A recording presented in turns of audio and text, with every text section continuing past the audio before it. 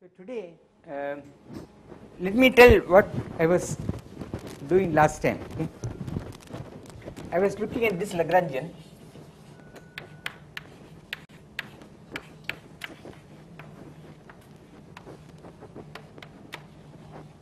Okay, and here the spin of the problem was lambda g. So spin Si was defined by this equation. But G is an element of SU2. Okay. Now I want to understand, okay, how starting from this Lagrangian I can perform canonical quantization and show that it is really describing a particle of fixed spin given by some lambda, where this Si fulfill angular momentum commutation relations. Okay. Now here we notice that this L, okay, generally in the problem here L is a function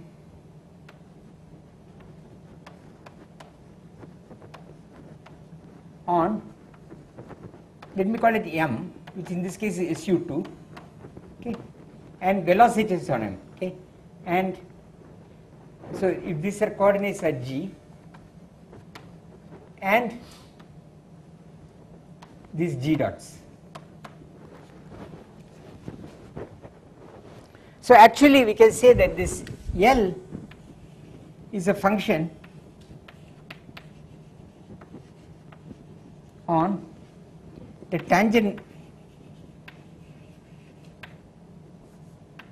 okay, let me call it bundle Tm, okay, this is TSU2, whose coordinates are G and G dot.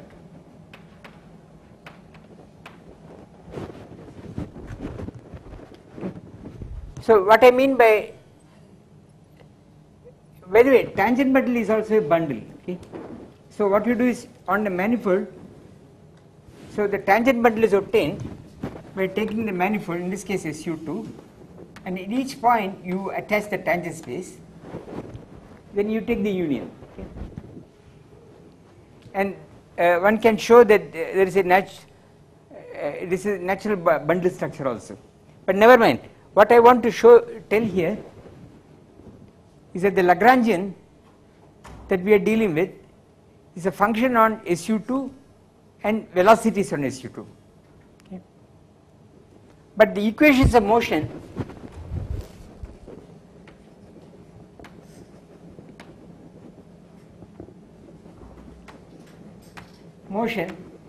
is on S2, the two sphere, okay, spanned by this S.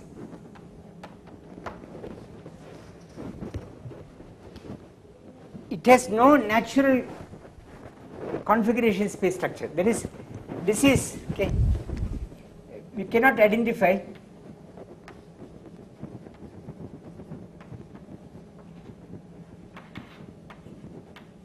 a configuration space.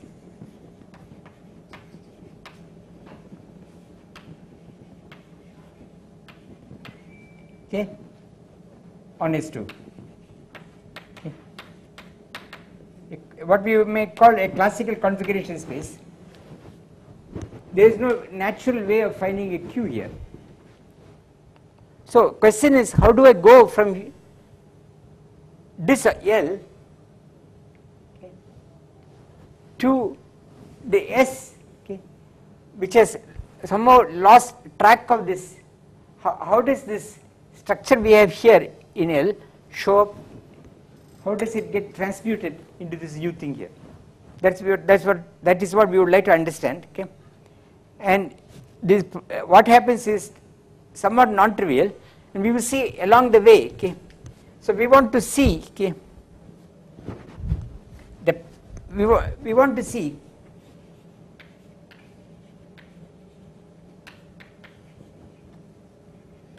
how to quantize L.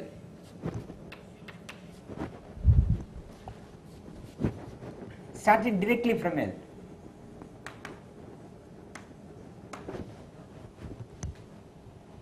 And we will see, okay,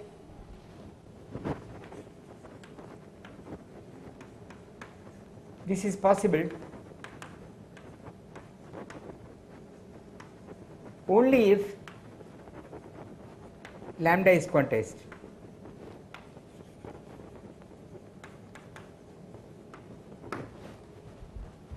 So this is the first instance where the classical Lagrangian admits quantization only if some parameters which come there are also quantized. Okay.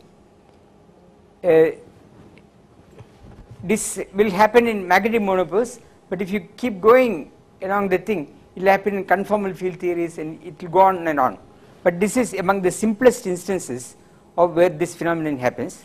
We will not be able to quantize this unless this parameter lambda gets quantized. Okay. What those quantum values are of lambda, we will see. I mean, we will see that the quantization is not really unique. Okay. So depending upon how you manipulate it, you get somewhat different values, but for large values of this lambda they coincide. Okay. Okay. Now how do I do it? So for this purpose we have to go back, okay, to some generalities. So I want to start with Dirac's. Okay. I should say probably Dirac-Bergman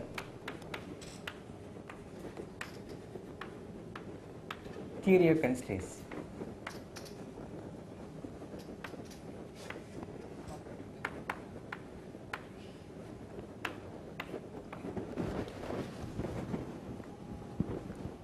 Now, the first fact is, given a manifold M,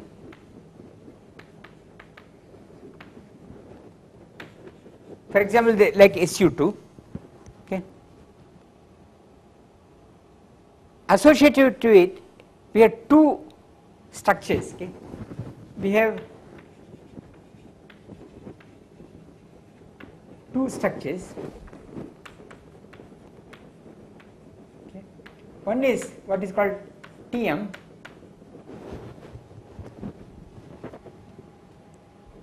which is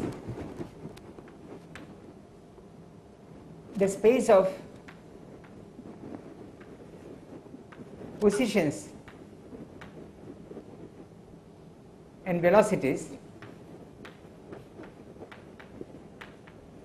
Okay. So let me call it m dot, okay, on M, or this is that I may call as tangent bundle.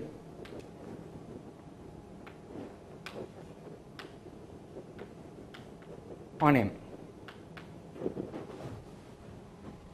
So here it's not a principal, it's a bundle, but not a principal bundle. That is, if you give me two of these points, I can naturally project it to M. Okay. So at each point M, what you have got is a whole vector space sitting there, right? This M dot can take all values on the tangent, so it's a vector space that is sitting there. Okay.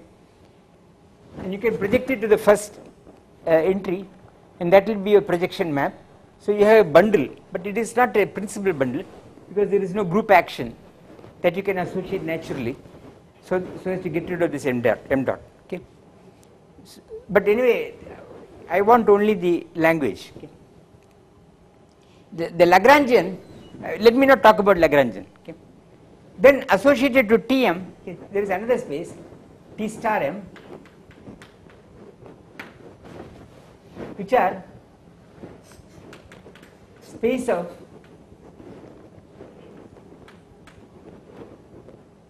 positions and momenta in our language. Let me call it M P, okay, on M. Okay. This P, at each M, the P's are spanning some vector space. Okay. These are momenta. The momenta,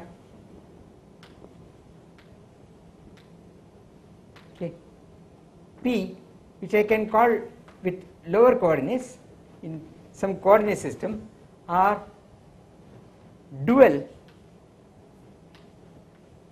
to the M dot I,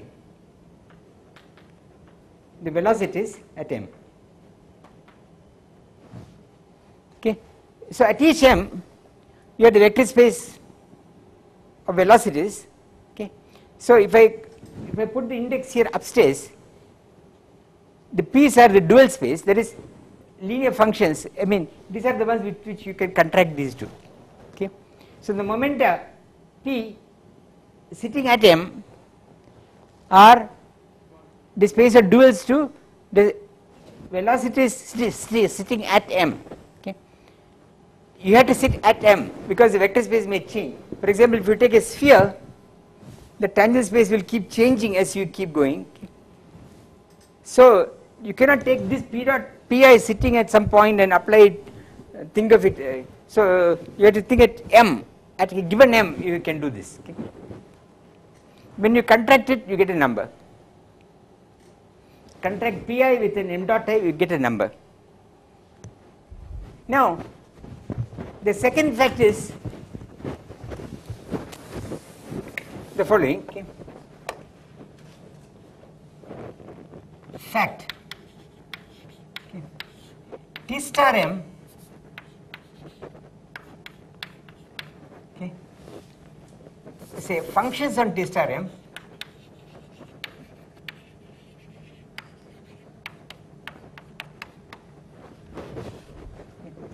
have a priori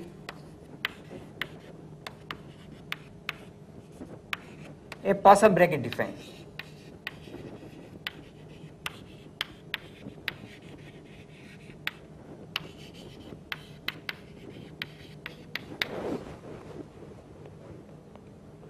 Okay. This is independent Lagrangian or anything, it is given. Okay, I will show you if you want. Okay. Let me first give it to you in local coordinates.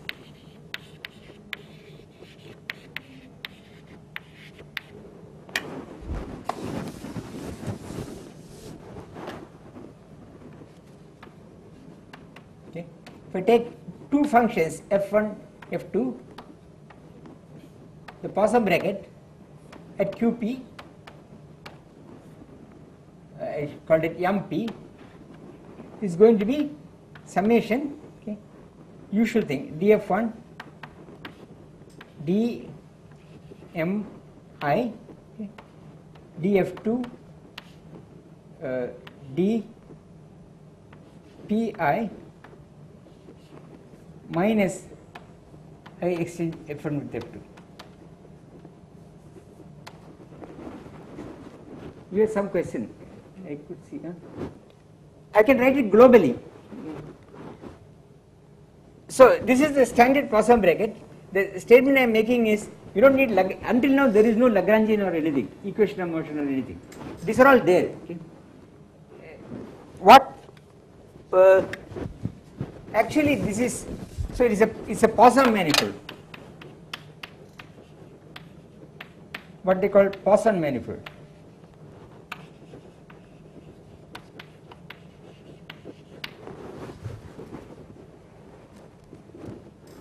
This Poisson structure is coming from a symplectic structure, okay, or a Lagrange bracket, and now this is coming from a PDQ. Okay. This is coming from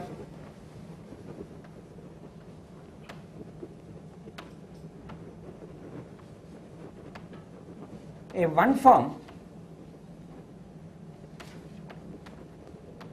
okay, on T star Q, which locally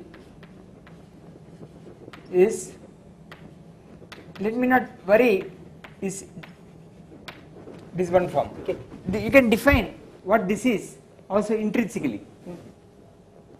If you take a point at T star m, okay,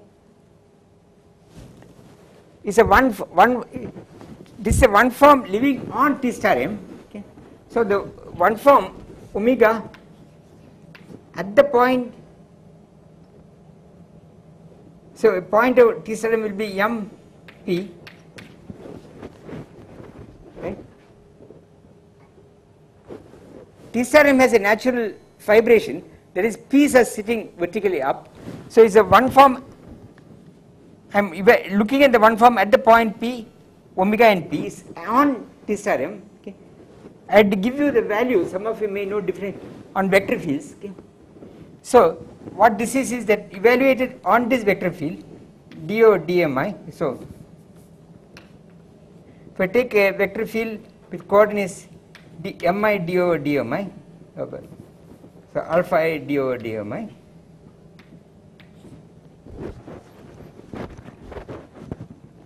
is defined by, this is the rule is, this is a one form.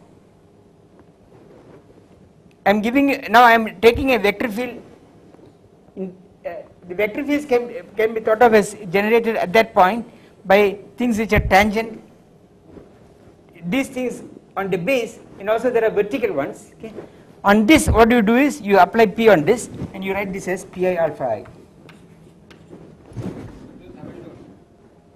Huh? This is not Hamiltonian. PDQ. I am trying to tell some of you, maybe this is not a good thing to say. I am trying to tell how this one form comes. Okay? The one form comes, and then if you take one more, say, the one form is living. Until now I have no dynamics, no nothing. It's just algebra. Okay? I take this cotangent bundle. Okay? I take a point of the cotangent bundle. I will define a one form at this point or the cotangent bundle. It's a one form.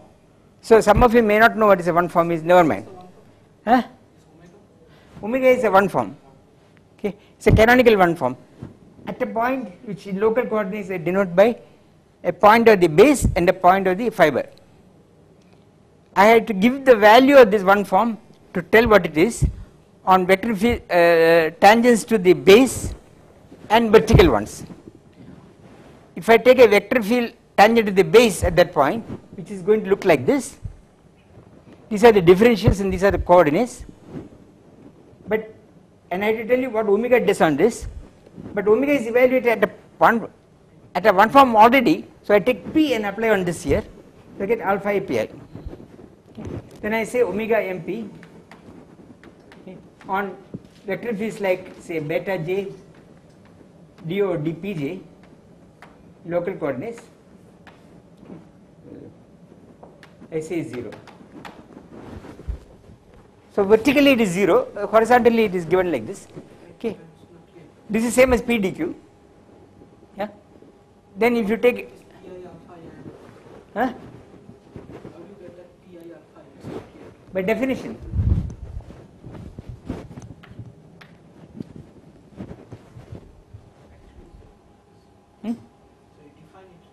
I had to tell what I wanted to tell, maybe it was not a good idea, how on the cotangent bundle the positions and momenta there is already a Poisson bracket and there is already stuff going on. Okay. Okay. This property is not shared by positions and velocities. Okay. So it's a one form, so it is dual to vector fields. It's a dual to vector fields. Okay. Now I had to define the one form, so that means I had to give the value of the one form on all tangents to the whole bundle. So the bundle has both directions moving along q, along the base, namely m, and also vertically. So on the base I give you this formula, vertically I say is 0. This is some vector, some tangent at that point sitting at the base at the point m. Huh? Beta j are equal to this alpha is. Yeah, so at the point M, I am here. Huh? At this point M, okay, vector fields are, these are local coordinates. So the space of tangents are given by these vector fields. It's a basis of vector fields. So general vector field at that point is this. Okay, these are numbers, these are components, and I have to tell you what this does on this. I contract P with alpha. That equation is just a definition of how one forms act on vectors, right? Yeah, omega evaluated on this vector field. I have one slot which it takes one vector field from the tangent plus gives you a number. Gives you the number. So it's defined. Now I say it is 0 on the other thing. So it's completely defined. In local coordinate, it is clearly going to look like PDM in my language, PDQ or PDM. I am using M because in the Lagrangian in our case is not a function of the configuration space. So I didn't want to use that like Q. Okay. So this is completely, now some of you again, there is this Hitchin business. There is some new thing going on where these two things are put together. Tm and T star M are put together to make a grand structure, okay, which is coming, which is becoming very popular, actually inspired by some developments in string theory called T duality. Okay. So there is a way of not only considering Tm or T star M, but together both M tangents and cotangents together at each point. Okay. Then doing something with that. Okay. Then some new stuff begin to happen. Okay. This is due to Hitchin, but it has resonances in complex geometry and so on. But it comes from some developments in what people call as T duality. Never mind. Now, until now I have not talked about Lagrangians. So what is the use of the Lagrangian?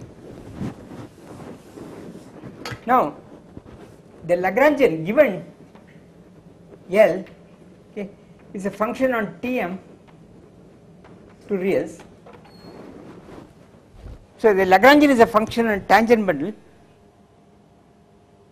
to real numbers. There is a canonical map. We have a map, okay, which we call the Legendre transform.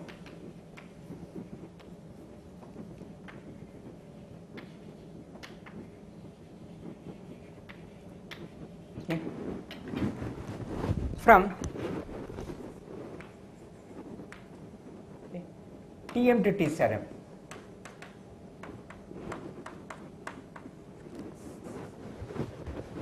So what does it do? It takes a point M and M dot, and the image of this point is M, okay, and dl over, let's write, the point is to Mi, M dot I, takes Mi and takes you to dl over d M dot I at M and M dot. So this is my Pi.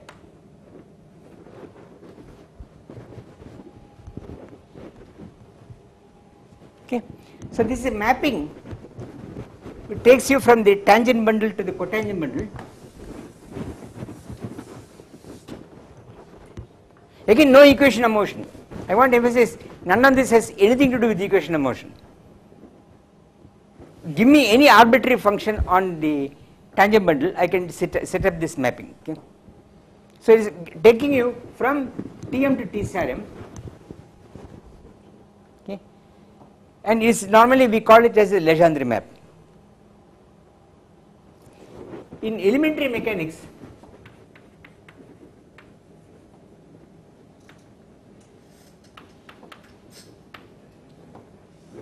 I think it is called, it's called DL. I think it is called DL. No? I think so. Huh? Sorry? I think it is called, the Legendre map is called DL. I am not sure. It's called PDQ. you mean the It's not PDQ. I don't do PDQ. transform? Huh? Legendre transform. I have not done any structure. So, in elementary mechanics, this map is invertible.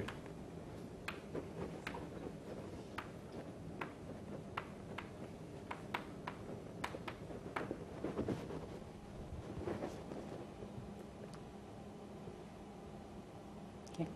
But that is certainly not the case for us.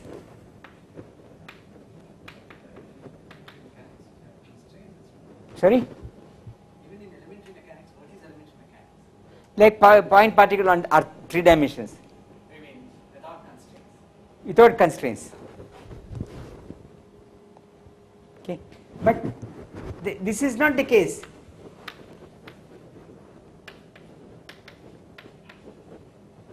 For us, like our eventual phase space is 2-dimensional. Okay, Tm dimension originally is 6 because SU2 is 3 T, so but eventual dimension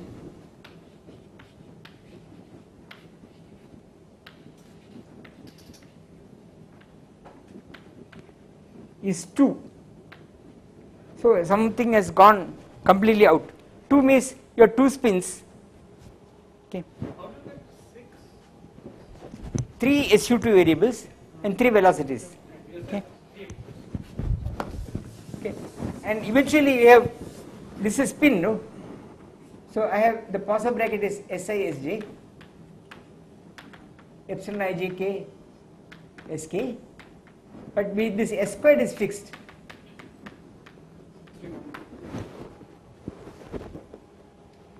So if 3 is a sphere, so 6 has suddenly become 2. So something has gone away. Okay. So it's certainly not going to be the case that I can go back and forth with ease. So this happens, I think this happens in gauge series, and it was appreciated already by, if I am not wrong, Dirac appreciated it long ago. Then as I said earlier, Pauli gave this as a problem to Leon Rosenfeld, who seemed to have made a complete solution of this, okay, at the level of development then, and he applied, okay, and there is a paper. Apparently Pauli lost interest, okay. Then there was a Chinese student of Dirac, Chang, I am not remembering, who did extensive work. Then Dirac himself picked it up, and I think Dirac was the first one to tackle especially gravity, okay, which is exceptionally difficult. Say Einstein gravity, how to deal with with diffuse. Okay, is exceptionally difficult. Okay, and one should appreciate that in classical mechanics, or this is the first major development at a conceptual level after nearly 100 years or so. Okay, so it is a major thing. No? I mean, before that there were some analytic developments by people like Poincaré, Poincaré recurrences and all kinds of things. Then, but if you go back, what? Who did this? Lagrange, Laplace, Hamilton. We are talking about more than 150 years. Okay? So the idea is like, so suppose. So how is the dimension 2 so final? Huh? How is it 2? Shouldn't there be 2 variables? I'll show you how it happens. What I will show you is set up the formulation, then I will go back to that Lagrangian and I will actually quantize it in front of you and show how 6 becomes 2. Yes. So you said that there are some momenta that cannot be inverted. So that leads to be some constant. Is there some constant present that you cannot invert some momentas of? You cannot, the mapping invert is, yeah, you can say that. The Lagrange, this Jacobian is singular, yeah, is 0. So you cannot invert some of the momentas because of the constant there. Yeah. I didn't put it in that language, but if you want you can say like that, because this is linear in the velocities. The Lagrangian I wrote this Lagrangian. Of course, I have still to tell you how to handle this Lagrangian.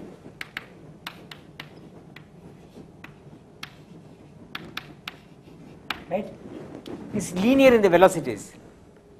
So if you look at this double derivative in whatever coordinates you write, this matrix is actually 0. No equation of motion is involved here, so you cannot invert locally. Okay?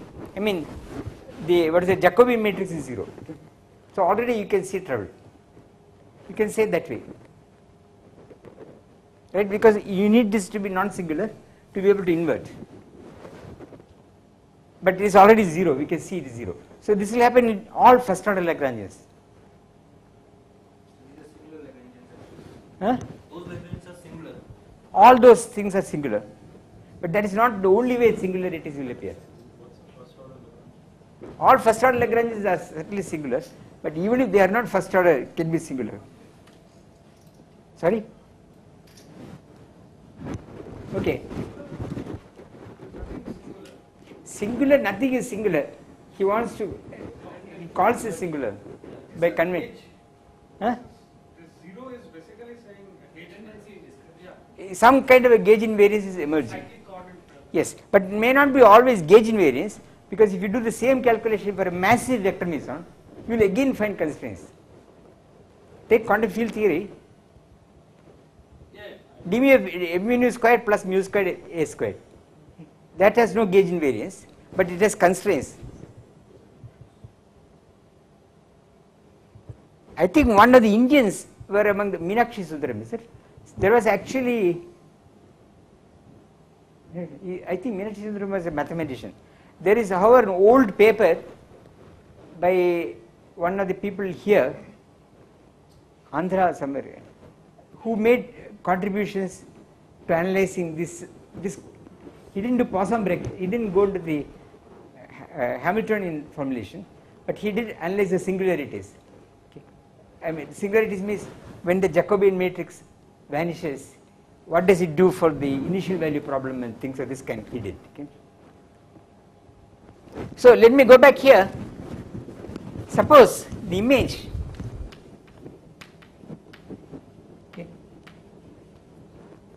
of this map is a submanifold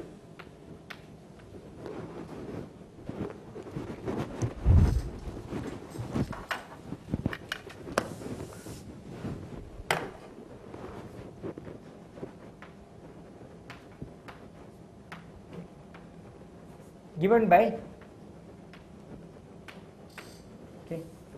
the vanishing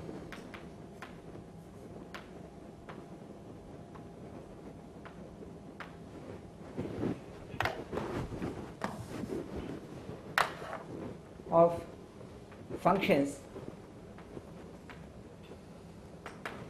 Tj of, let me write m and p, okay, equal to 0.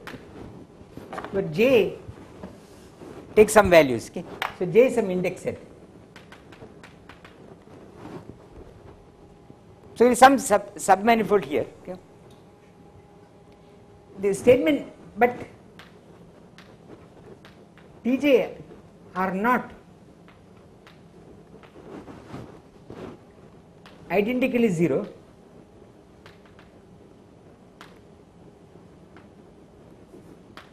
on this full T star m. It's not that T is simply 0 function. It is it could be something like m square plus p cubed is m square minus p cube. Okay. And the level set where it is vanishing is giving you the submanifold which is coming from the Lagrangian. So this implies, okay, Pj, okay, there exists f, okay, such that the Poisson bracket of Pj with f is not 0. Okay. Pj can create canonical transformations. It is just that the image is this level surface, but it could even be that if I take this surface Poisson bracket, the trajectories of the Poisson bracket can be transversal to the surface. No guarantee that this doesn't happen. PJs themselves may not be commuting or have zero Poisson brackets among themselves. So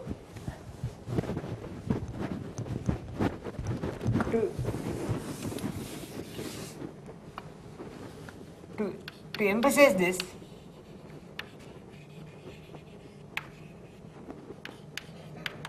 Dirac writes the weak equality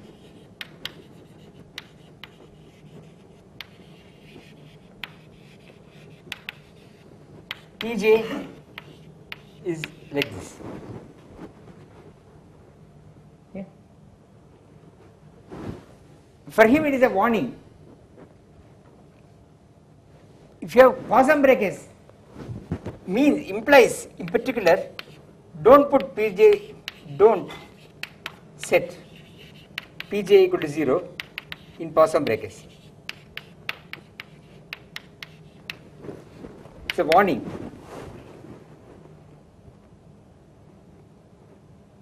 Because there will be some Poisson brackets which are not, where Pj, where involved in Pj which is not 0. Okay. Huh? Pj's are 0, not like that. Again, what it says is you have got this big space T star M, and on this there is some surface where Pj is 0 as functions, some submanifold. But the Poisson bracket does two things. They are functions, but they also create canonical transformations. Okay. But the canonical transformation generated by the Pj, I mean there are Pj's living, Pj has values here and there. You just said this is where it is non-zero. So if you take Pj somewhere else, okay, and take Poisson brackets, you will get non-zero values. Even here, if you take an arbitrary function here and take Poisson brackets, you will get different value.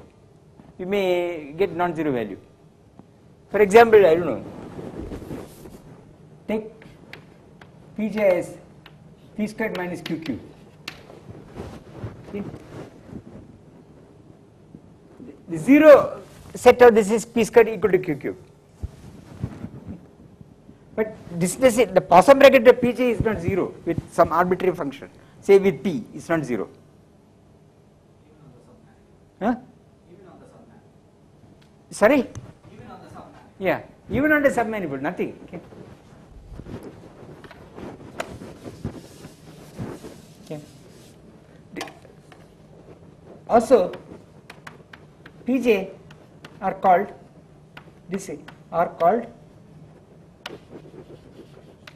primary constraints in the Dirac language.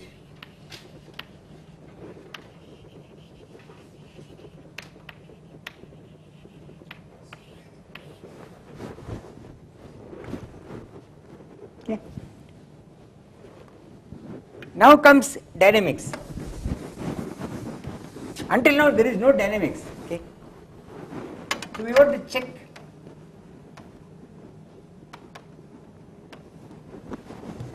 until now I don't need any Hamiltonian or no nothing. But we would like the constraints to be preserved under time evolution. Okay. Until now I have no time, no nothing. Okay. But we want to okay, make sure that time evolution preserves constraints.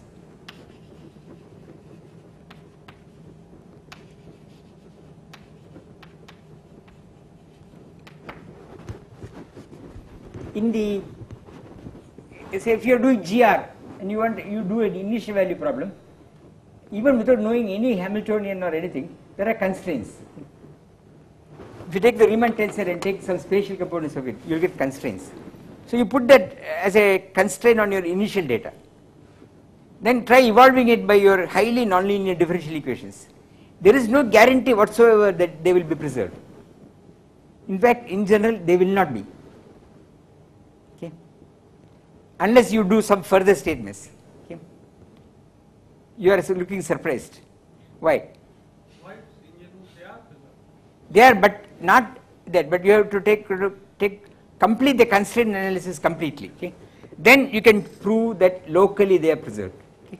Globally, again, these are all false. Because there are theorems, global theorems that if you evaluate for finite times, suddenly hell breaks loose. Okay. Unless you put some conditions like some constraints, some initial data should not be too big in some sense. So some funny equations start coming. But anyway, that is not the point. So what do I do? What did Dirac do? So consider the Hamiltonian, okay, I will call it as QP, which will be the usual thing, PQ dot, so it will be PI QI dot, I will write PI dot as MI dot as I told you, minus L of M dot, okay. Now plus, okay, I will add Vj of Qp, Pj of Pj.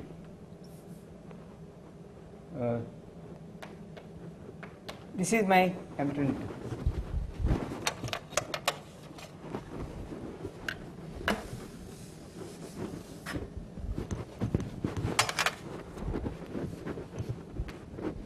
We note Bj is a Lagrange multipliers. Okay.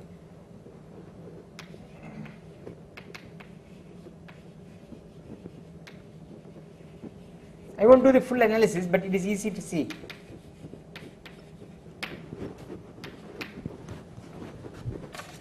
Also, if you look at the variation of the first group of terms, okay,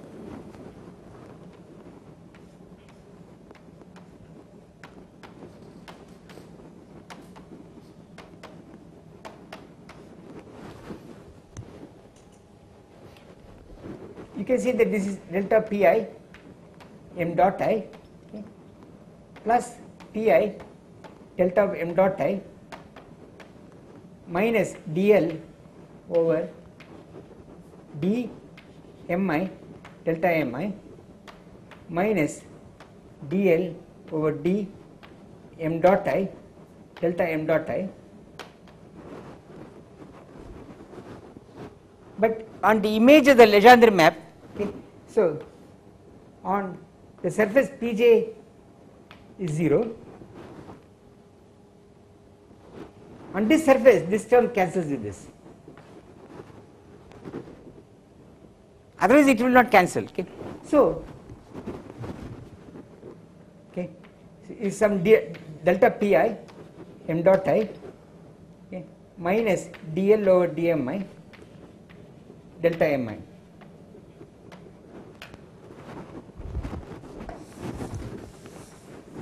So the variation of this function involves only delta p and delta m and p. Okay.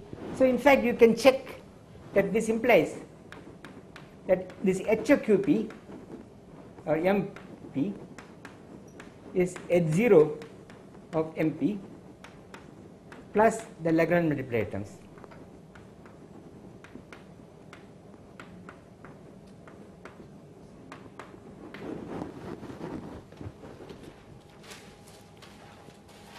These Lagrange multipliers are put in.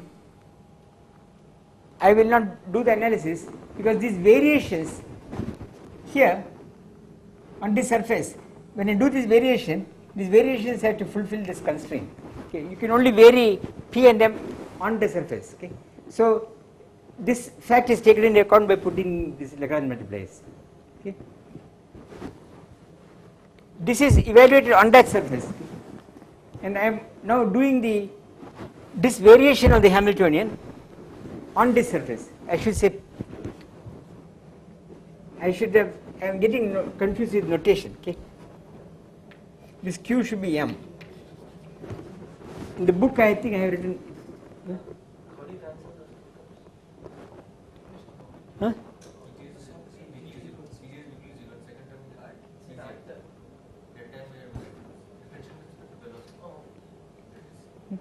So these are put in as Lagrange multipliers to take into account that the variations have to fulfill delta Pj is 0. Okay. Small confusion.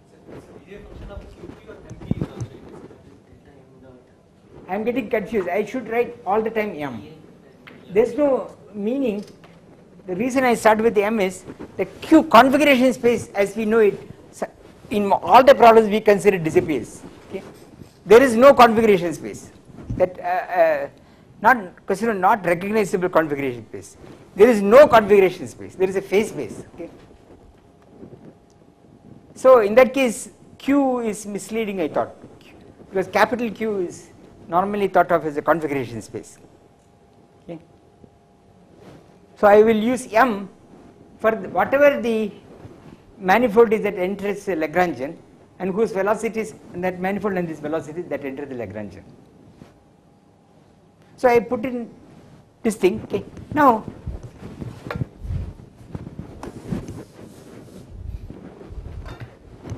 so calculate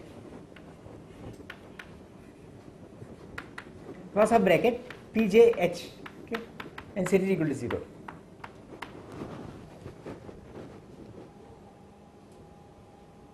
Okay. So this is the statement that time evolution preserves the constraints. This gives secondary constraints.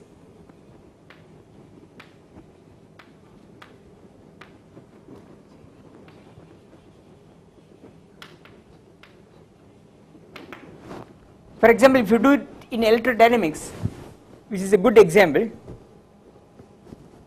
you will find that the primary constraint in electrodynamics is that the momentum conjugate to this, if you have the electromagnetic potential is mu, momentum conjugate to A0, you will find this weakly 0. I am just telling, okay. Then if you look at the secondary constraint coming from P0, you will get the Gauss law. And you will find no tertiary constraints, it will stop there. Okay. Similar things will happen with massive electrodynamics and QCD and gravity as well. In fact, in the Fierbayan formulation of gravity, you will get even more complicated scenario for constraints. Okay. Keep going. Okay.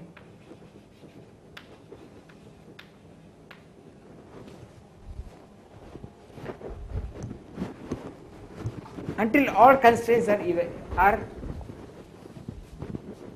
gone. Okay. Till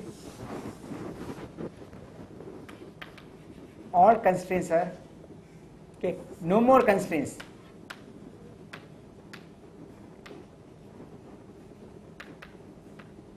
are generated.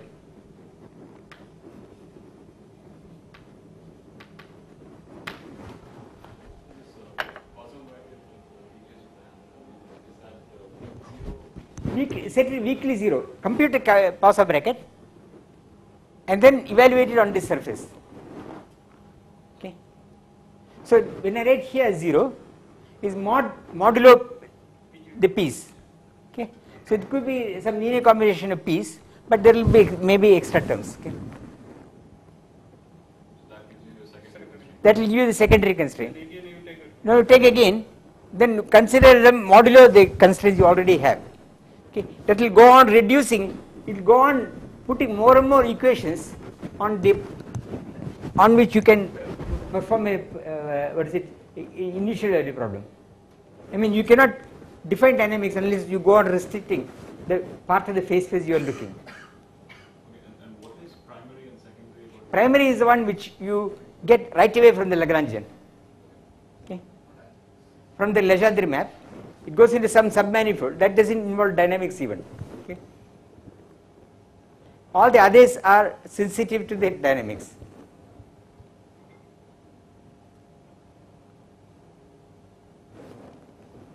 Okay. Now, so now you have got all the constraints. Okay. Now, assemble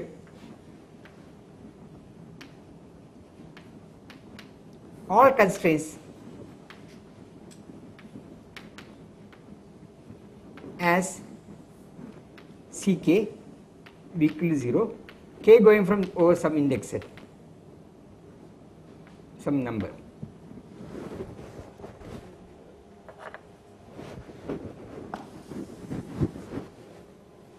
Okay. Now I will give Dirac's definition. For him, primary, secondary are less important than the definition I give you. Okay. Dirac divides the constraints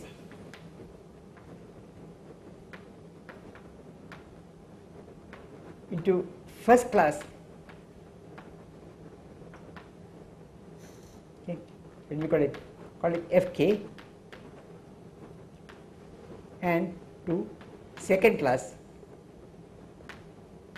which I will call Si.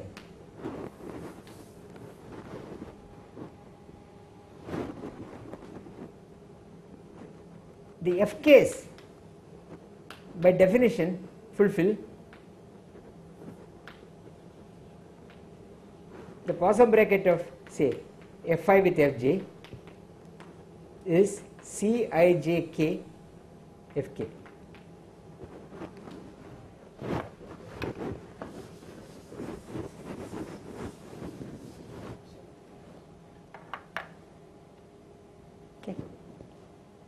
This is a strong equation.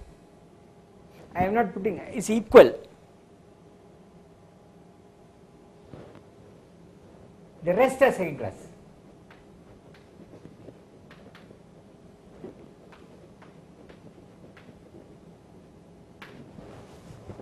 So you can define an algebra on Well, these things here in general will not be even constants. Okay.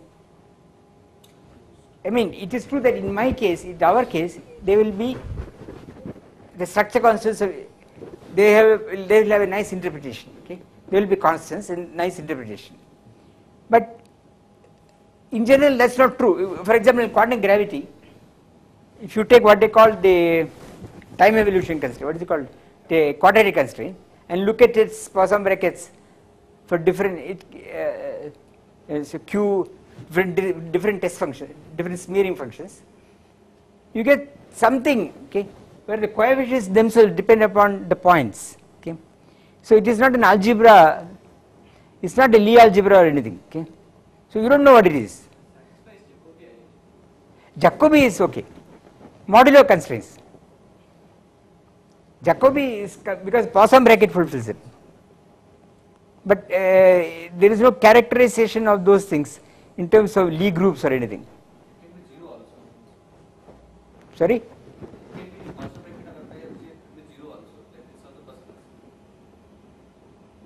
Poisson bracket of? It is can be 0. Yeah.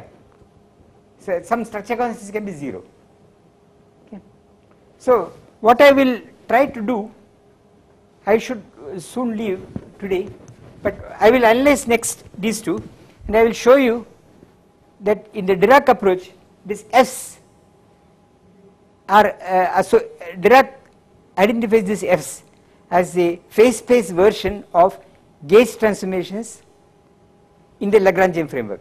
Okay. So these are constraints which he will put as conditions on the quantum states. I will show it to you. Whereas the second class ones, there is a way to completely eliminate them from the very beginning. Okay. So I will discuss what is special about this second class. Okay. They are somewhat simpler to treat. Okay. Well, this one is quite difficult. Okay. In fact, I was very careful in formulating my statements that they are the phase space version of what happens with gauge symmetries in the Lagrangian framework, but the way they turn up here can be very obscure. Okay. You will not be able to do, you thought you knew what is a gauge transformation or the diffeomorphism, and you tried looking at it here, you won't recognize. It will take you 2 days to figure out what has happened. Okay. So this is quite important, and I will come and I will treat it, but I want to tell you one thing, just as my last statement. This is care is necessary. There is no guarantee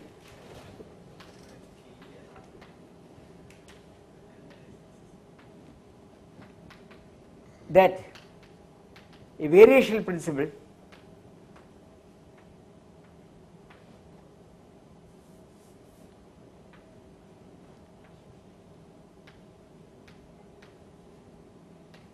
will give consistent equations.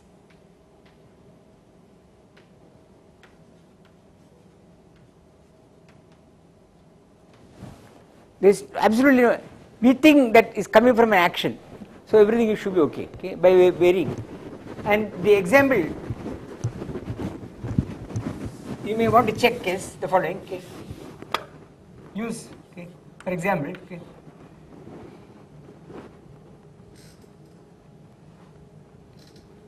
L equal to Q dot, L equal to Q, for example, okay. I give you two examples. This will give you one equal to dl over d. This is not good. This one, take this. L equal to Q. Okay. This will give 0 equal to 1. Right? ddt or dl over dq dot is 0. dl over dq is 1. So this is giving you 1. 0 equal to 1. Okay. So if you do this and do a Hamiltonian this analysis, you will find that there is no phase space left. It's a good exercise.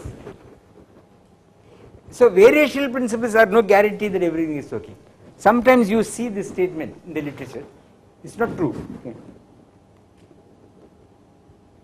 Okay, I'll stop here, but next time I will do this, finish the constraint analysis, and I'll do the spin system, which is quite instructive, and we will show immediately that this gets us into this whole masala about higher state representations. Okay. Simple example of Hamiltonian constant system. About Hamiltonian constant system where Hamiltonian itself. Hamilton itself is 0. I will do it. Yeah, I will do it. I understand. So my progression here, the Hamilton is 0. Here is 0, and I will in my progression, next progression from here will be magnetic monopause. Then I will do Chern-Simons, where the Hamilton is 0. Okay. So, but something happens if you put a manifold with a boundary. Okay. So I will discuss that, and because after all, also it has good physical applications. So I'll do that. Okay. So this has 0 Hamiltonian because it's a first order in time, right? So whenever you have first order action, Lagrangian, Hamilton by Legendre transform is 0. So this part here is 0. Only this is left. Just the constraints. So the entire thing is coming from the constraints.